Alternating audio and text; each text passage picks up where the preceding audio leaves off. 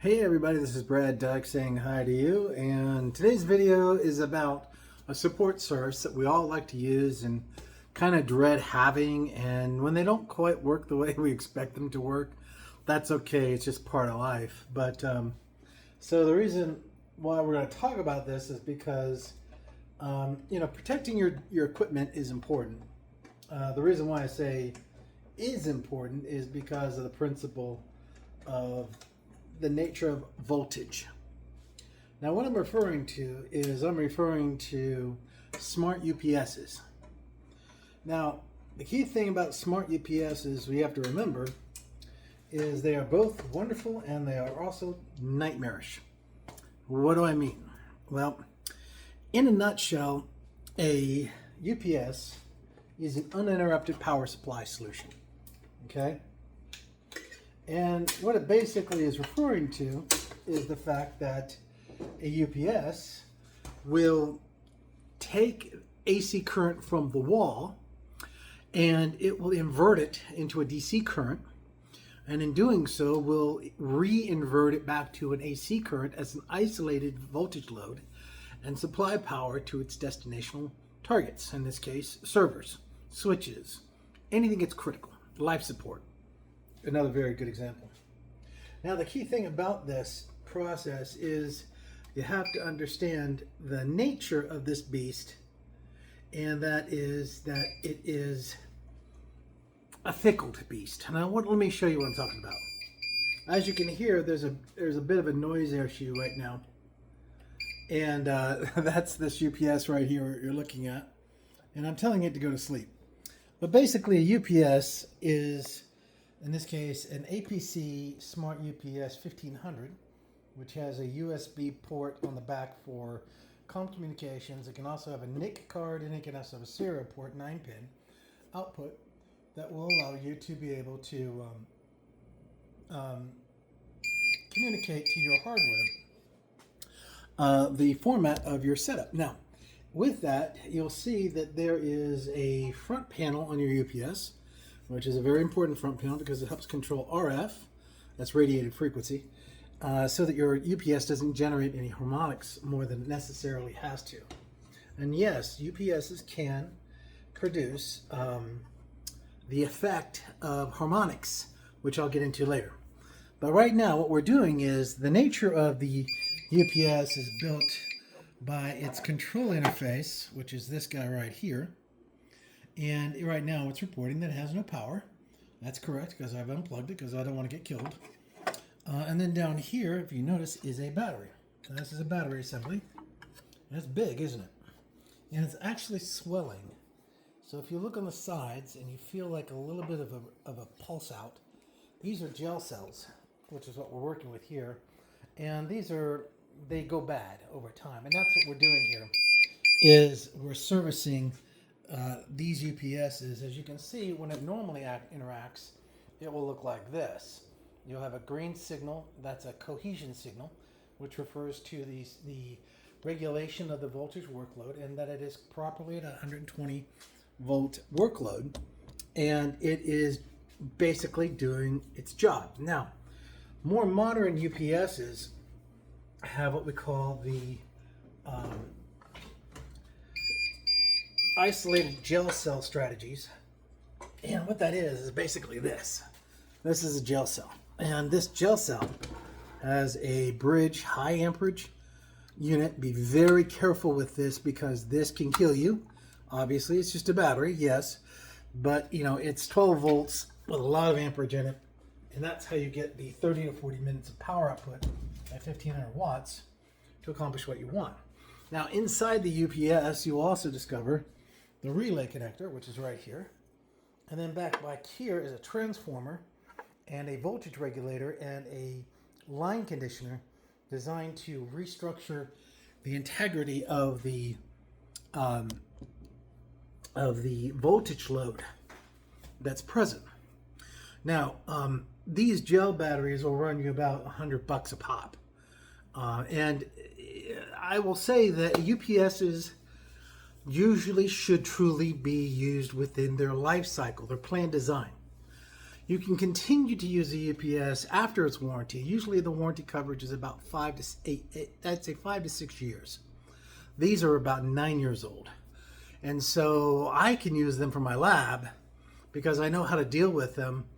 But, like, electronics do degrade over time, unfortunately.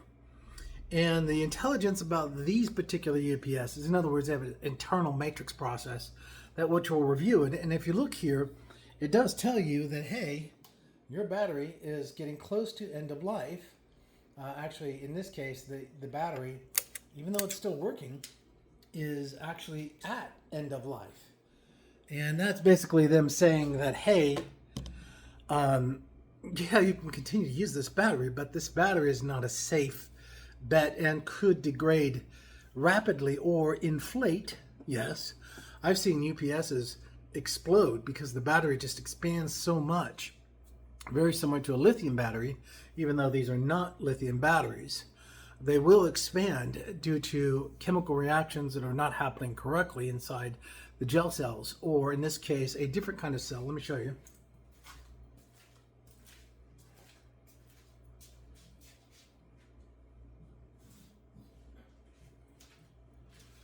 These particular cells are very common for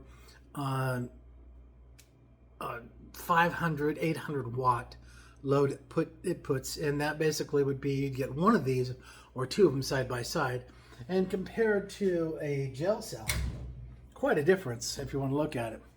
So there's your trick. I mean, that's quite a difference in cells. Now this is actually two cells, as you can see here, and one of these cells is rupturing and one is not. And I think it is this one. Yeah, I think it's this one. It's going bad. But these cells have a cap on them, which in this case the cap is right here. And you can take this off and you'll see cross wires from going from here to here to here to here to stripe these two together in series to give you the voltage load that which you need and for the duration you need. But as you can see right here, there is some leakage going on too. So it's definitely this cell, which means I could take these apart. You know, there's the binder sets. I could take these apart and I could separate them, test the cells, and then see which one is going to be the one I want to use. But I really wouldn't do that. I would just replace these because they're just too old, just in general. Because as soon as I replace this and I try to use the other one will go bad on me. And I got the same problem here with this one as well. It's the same battery size. It's a 1500 watt. And, it's, like I said, quite a difference in battery outputs. Now, with that being said, there's a couple of other more variables involved in this too, and that is this is what the UPS industry does not want you to know about. Back in the day, this is during the 90s and in 2000 to 2010, there was a terminology that was very clear. A UPS would support X amount of watts, but it turned out not to be very profitable. Yeah, they had a good product, but how could they make more money? By fudging the numbers, basically, in a nutshell. So what that really means is that does a 1500 watt quite do a 1500 watt? Well, could it maybe possibly for a minute or two, or could it do it for what it's supposed to do, and that's 30 minutes.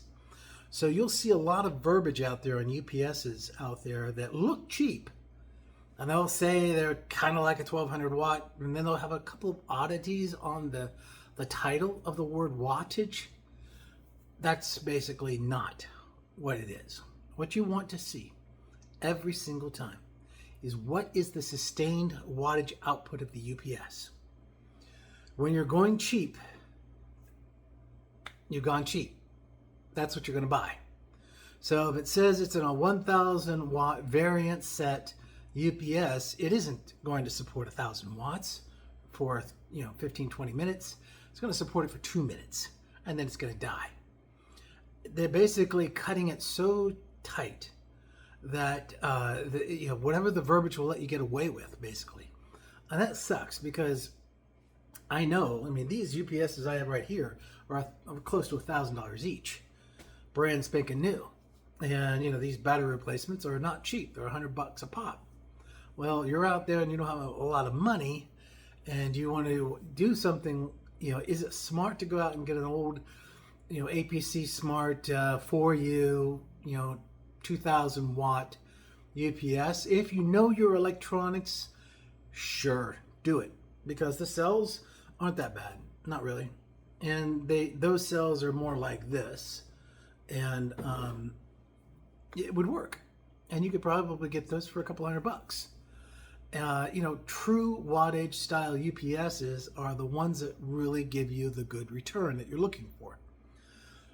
When you get into all of the nomenclatures about the 500 watts that are trying to look like they're 1500 watts, but they're not, it's kind of the same kind of situation you have when you're dealing with a temp starter battery kit. And, you know, those temp starter battery kits they're nice, and they have a little oomph to them, and they look like this. And this little guy right here, he can pack a wallop. He could take you out of commission real quick. And, you know, at that point in stage, you know, for, you know, 60, 70, 80 seconds, powerful 1000 ampere little box, quite capable, quite functional, and then it's gone real quick. This is what they're trying to sell you, but they want the money of a high end, mislead you so that you buy the low end, and you know, you can do the writing on the wall for that. It's pretty straightforward, actually, if you really want to know the facts. But the key factor here is that understanding that this is not a 1500 watt UPS that has smart intelligence on it, and in that same statement does not have the capacity or the support metrics for advanced integration and wattage support management. Let me explain that to you. Hang on just a minute while I flip this around. Okay, so these are two identical models of the same make and model of the APC Smart UPS 1500. And as you can see, in normal state, it would provide all your intelligence for what you need to know on the console front end here. But on the back, you have what's called an insert slot, and then you have what's called a network-based connection interface, and then you have a serial bridge interface, and you have a USB interface. The USB interface is good for a single solitary connection state. Like, for instance, you're going to run an email server or something like that, and you just need to keep that one thing up and running.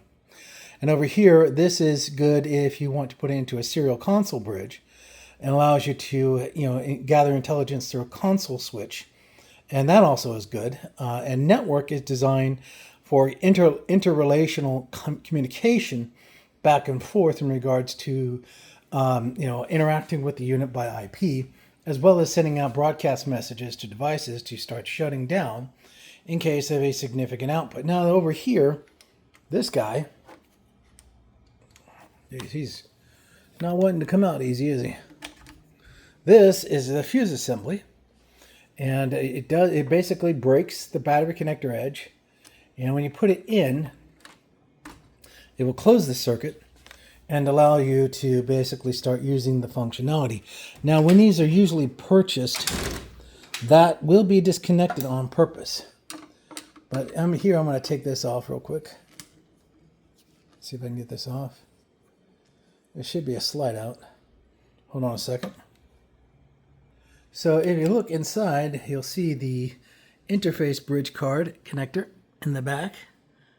And this is a data card set that which you can buy now for about $10, $15, and it inserts into the back of the UPS, and it provides you advanced communication through networking that can allow you to integrate into an APC network console platform, cloud console platform, a multi-target unit SNMP traffic management communication, and also or broad saturation notification services, which will just sit there and send out an overall notification saying, hey, we currently have no power, prepare to shut down, and, you know, localized scripts, if you've done it in a certain format, will set up and execute against that notification and begin to shut down all your systems inside your environment. Now, other things you need to remember about UPSs that are very important details to always keep in the mind is that when you remove a battery, technically speaking, if you have the power running and you lose a battery but your conditioners are running, you can exchange the battery as long as there's no loss of power during transit states and be able to exchange batteries and allow continual services going on. Now that basically means hot swapping a battery. Pay attention to your UPS, read the manual, the technical manual specifically on this feature if it's present or not. Do not make the assumptions at all that it just is. You'll blow out your UPS and blow out a lot more than just that if you're not careful. Secondly, when you remove a battery from a UPS and then you plug it into the wall because you think you can use the conditioner part of the UPS, the answer is no, you don't. Not recommended. It's true that if a UPS's battery failed and isn't functional, but it closes the loop, the UPS will continue to serve as a line conditioner because there's enough voltage left to be able to pass that loop through. What do I mean by that? Basically, in a nutshell, is when AC current comes in, it is inverted to DC current, destroying that functionality. Okay? Then down here, it's reinverted again into a 120 volt 15 amp output for use. But the AC current coming is only coming from a battery. So why? Well, two reasons. One, you're reusing a conditioner. And a conditioner creates a better harmonics, and the frequency value is much more precise for electronics opposed to standard appliances like a fan or a motor. They don't need that kind of functionality, but electronics does. The other problem is that UPSs cause a problem inside your environment. They create what we call harmonics, voltage harmonics. Now, if you have one or two UPSs, it's not a big deal. But if you're in a data center and you have 15 rows of servers, and each row has 5 sets of APCs to power, let's say, 3 racks each, and that's a lot of harmonics that is generated and actually can cause feedback issues in regards to how the harmonics frequencies will interact correctly or not correctly with the output and input of AC current. So with that being said, the key detail on that particular front is very simple.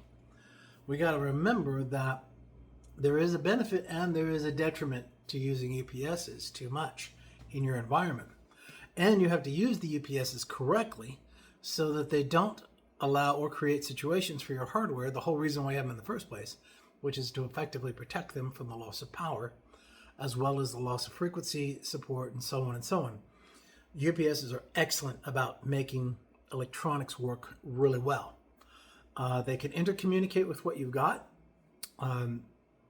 It just depends on how much money you're willing and time you're willing to commit to how effectively you want your gear to power down.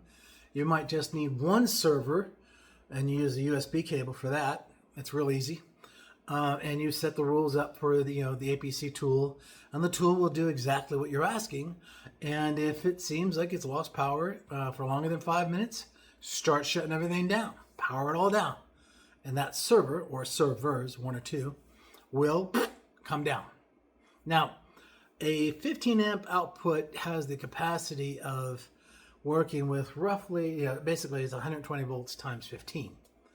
If you have a 20 amp circuit and your output's in place, then you're looking at about a 4,000 watt window.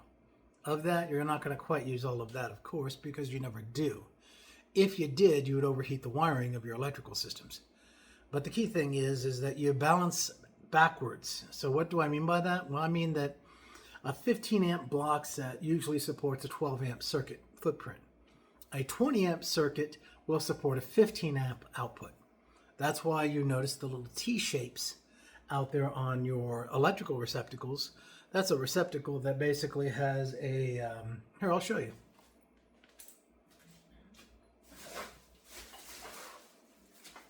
There we go. it will basically show you a T-connector edge versus a normal receptacle edge. Now, an R5 receptacle, 115, that's what I'm referring to normally. But as you can see here, this one has a little T on it, okay? That means that's 15, that's 20 to 15.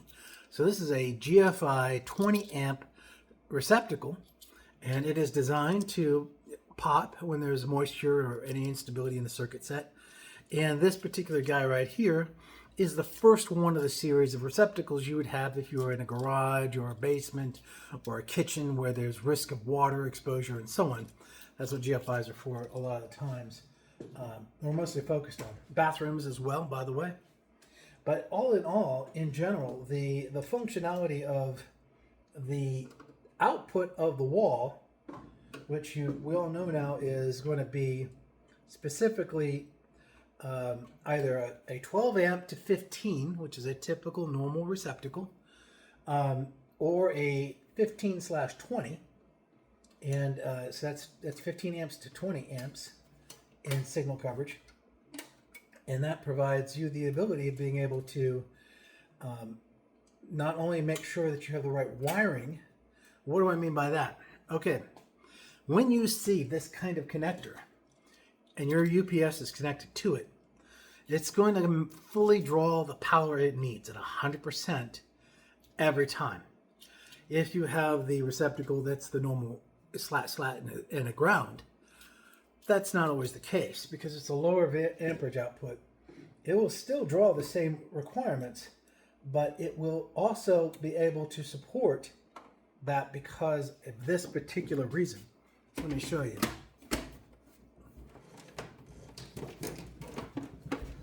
So this plug, which is to the UPS, is rated at 12 to 15.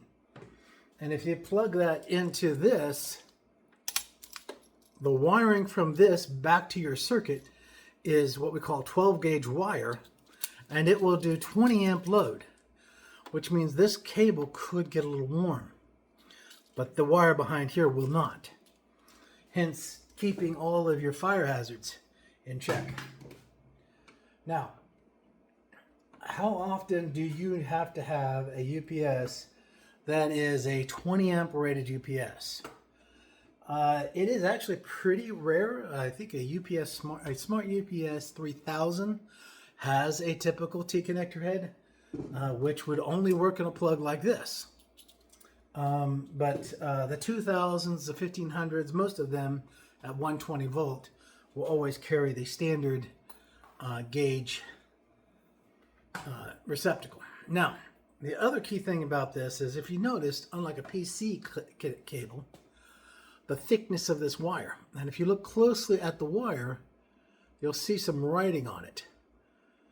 And this wire, this rating, here it is set to 300 volt set VA1 set angstrom 15. So that means it's 15 amp line only. That's what it supports, which means the normal output on this would be about 12 amps. And that would give you good consistency. Hang on a second. My lights went out. Come on, wake up. There you go. Sorry about that. I'm in my garage and I have an automatic light system. That's funny. So anyways, the nature of the UPS environment is important if you handle it correctly. That's the key thing here. Don't short set the batteries. Don't try to use batteries that are out of date. Don't try to use the UPS for a long span of time when the battery is declared failed. Don't try to turn the UPS on without the battery relay to try to use the line conditioning. If you really do need a line conditioner, then just order one. It's a kind of a thicky, blocky looking surge strip. It's heavy because it has a couple of capacitors in it. And it does all the same things, but it's just a line conditioner. It doesn't give you anything more than, I think, than 20 seconds of power. But it's focused on giving you just really good frequency and voltage and a good consistent voltage load. But with that being said, UPS is usually the easiest and best to work with. Last question is, what would I put on a UPS in my home lab? Well, I would say shrink your UPSs down to like 200 or 300 watts, maybe a 500 watt max. put those little UPSs down into your core telecom switch or your core ISP inbound home location in your home, where all of the ISP, let's say Time Warner, Spectrum, whoever brings in your fiber, your Cat5, whatever, plug all those devices onto that UPS to keep it healthy. You can also sometimes get what's called a pass-through on the inbound RJ45 connection from the outside world. You push it, you put it through your UPS if you can, and the UPS will give you a Cat5 out, which will go right into your local switch hub or router or whatever. And what that does is the line conditioner acts as basically a fuse, and will break that interface between the outside infrastructure and the inside infrastructure, and it gets fried, not your home network. It's a valuable thing. The only better solution to that is simple: get fiber optics. There's nothing coming in that's electronic, right? It's all light, and that works perfectly. Then I would put also your core switch of the house and your core router, firewall, wireless access points on another UPS. Another 300 watt is overkill, but it should be fine. 300, 400, 500 is fine. They run for like 80, 90 bucks. They're not cheap. I mean, they're not expensive, but they're not cheap. APC, Light, Liebert. Liebert is very good. A little bit more expensive.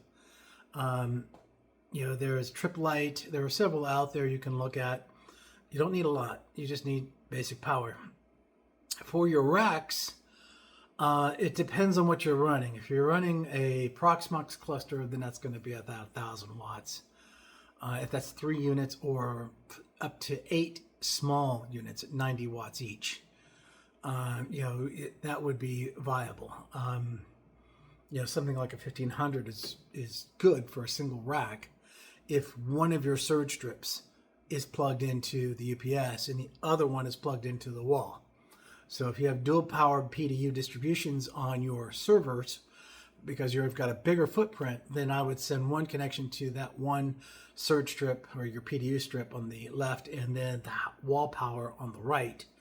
And that would give you some affordable protection. Other key thing about that is not everything needs a UPS. You can use your normal PDU strips. What PDU strips are, by the way, are power distribution units that are higher quality than a basic surge strip. You can get a surge strip to do anything, but it's not going to give you that much. A true full-blown PDU strip is a lot more functional. It's got a little bit of capacitors built into it.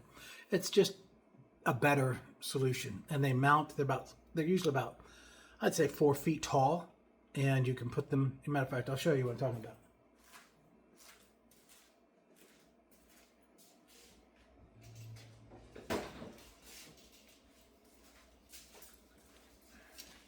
So this is a PDU distribution strip.